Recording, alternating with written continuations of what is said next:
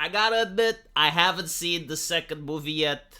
I did see the first one, where they did a gender swap and a race swap.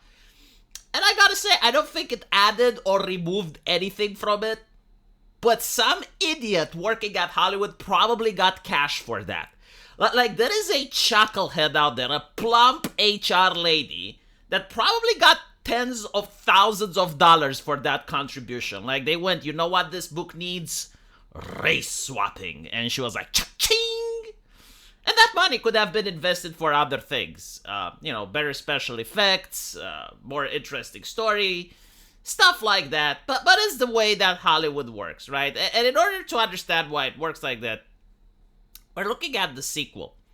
And, it came out. I understand it's not as good as the first one. I'll probably see it when I get time. But they're criticizing it for lack of Middle Eastern and North African inclusion and influences. So again, a journalist, right? A starving journalist has to make some money out of this shit. Like, he's got to do some clickbaiting. He's got to put some food on the table by writing this garbage, which is nothing besides antagonistic, right? Because this is the purpose of it. It's to create clickbait outrage. But what I noticed that's interesting, they always criticize things that are successful. Did you notice that? Like, I'm making a video game right now, and chances are it's not going to be very popular. I have this feeling, my first game, my expectations aren't very high. But I don't think, like, I'll get a journalist like, you need a Sakubasu to race swap her, and that's going to be more profitable, right? Like, they're not going to write articles on things that aren't popular in order to help them become popular, because that would imply that you actually know what the fuck you're talking about. It would imply that you actually know what the market wants. Instead, what they do is they go to franchises that already are popular, and they're like, no, let me show you how it's done. And their solutions are usually asinine. It's like going to a car and saying, you know what? It needs another wheel. Like, if you put 5 wheels on it, it will go faster. And you're like, what the fuck are you talking about? It's like, well, look, a bicycle, it's got 2 wheels, right? It goes slow. But like, if you put the car, it's got 4 wheels, it goes faster. So if you put 5 wheels, you need to listen to me, because I'm the journalist. And if you don't listen to me, you're a fucking racist. It's kind of how, like, the industry is made nowadays, right? And it's always stuff that's popular. It's the same thing that happened with Game of Thrones. So you have Game of Thrones, right? It comes out. First season, what do you get? You get massive tits. It's got like titties, it got incest, it's got rapé, and like the Khal Drogo and Daenerys, and everyone likes it, and it's super violent. You got the White Walkers and stuff, faithful to what R.R. Martin did. And then you have the leeches. Now the leeches, they do not produce, they do not make anything, they just criticize. So you have, like, all these journalists, like, putting microphones in R.R. Martin's face and saying, due to the Me Too era, how do you feel about having rape? Like, how do you feel? Well, I think it feels pretty fucking good, because, like, people read it enough for you to actually talk about it.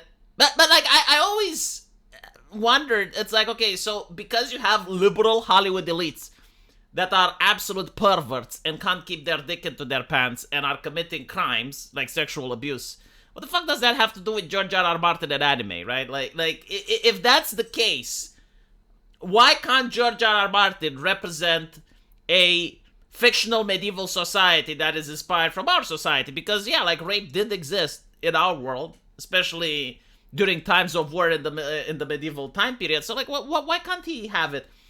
Well, no, like that was the criticism, right? So the idea is like, look, R.R. Martin, you need to hire consultants now. Right? Like, because your work is popular, because a lot of people are looking at it, you need to pay consultants. You need to pay the diversity officer from the United States in order to loom over your production. Now, the diversity officer doesn't write shit. Like, they don't publish books. They don't have anything of value. But like, they're great at criticizing. They're kind of like the European Union, like, they don't produce, they don't innovate. They don't make a new AI, but they're the first one that writes a legislation to regulate AI. So that's what the diversity officer does. They're the consultants. They're basically incapable of writing their own, but they are going to criticize your famous work in exchange for tens of thousands of dollars. And it's like all this money is being leached. All of this cash that could actually go in order to make the production better, it's being leached to talentless hacks that are basically holding the industry under blackmail and say like, well, if you don't hire us, it would be a shame if someone called you a racist. And I think that people are having enough. I'm looking at the comment sections for these articles. Most of them have comments disabled. And it's simply due to the fact that people are having enough. Now I can't say whether or not it's because Twitter is now owned by Elon and he actually doesn't give a fuck and he allows free speech. So you can see the major backlash that society is having towards these hacks. Or genuinely, like, people have had enough. Because up until now, they would have made the argument, well, you make our changes and your thing is going to appeal more to minorities. But the reality is, like, we already have, 4 years, and we noticed that it doesn't. Like, it doesn't. All the diversity shit that they're pushing in, it doesn't translate into more people of color watching the production. If anything, people of color are watching anime more than ever. And they're now starting to watch South Korean shows, and they're basically going away from American entertainment, which is tanking. So, I think we are going to witness a change. When these types of articles, not only do they generate negative comments, but they also don't generate engagement anymore. Like, it used to be a time when people would get upset and they would share these articles. Now they don't even get that. And I keep saying that the opposite of love isn't hate.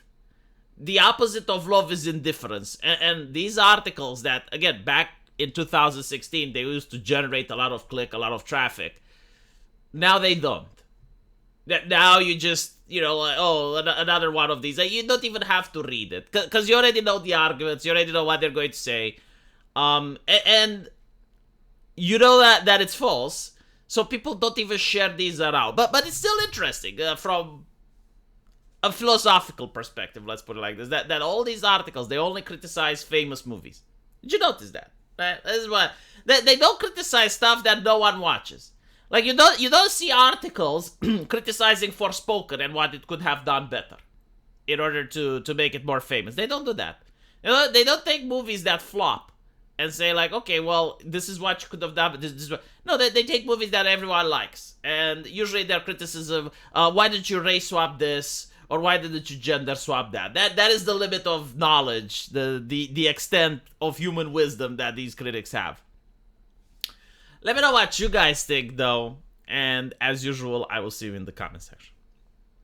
Take care.